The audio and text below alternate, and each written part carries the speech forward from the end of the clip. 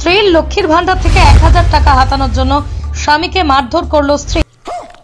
অভিমানে আত্মহত্যার চেষ্টা স্বামীর। স্ত্রীর লক্ষ্মীর ভান্ডারের 1000 টাকা হাতিয়েছিলেন স্বামী। এতেই স্বামীর উপর ক্ষেপেছিলেন স্ত্রী। সোমবার বাড়িতে যেতেই স্বামীকে গালাগালি করে শুরু করে হাতাহাতি শুরু করেন। স্বামীকে দু চাপ থাপ্পড় লাগিয়ে দেন।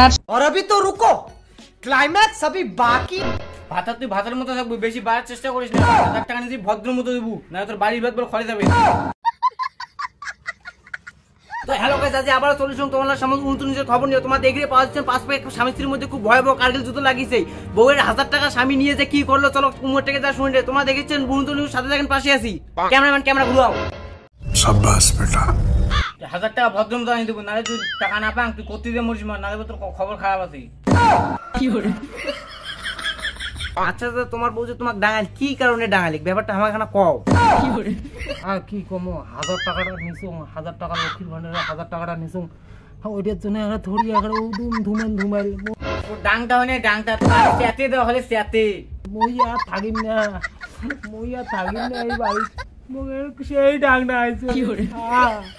ওই বিশাল কোন কানালা তুই মাইয়ের টাকাটা বের কে নিলু? ডাং তো খাবই তুই।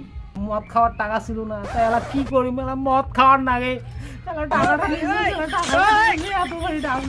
মা কি করে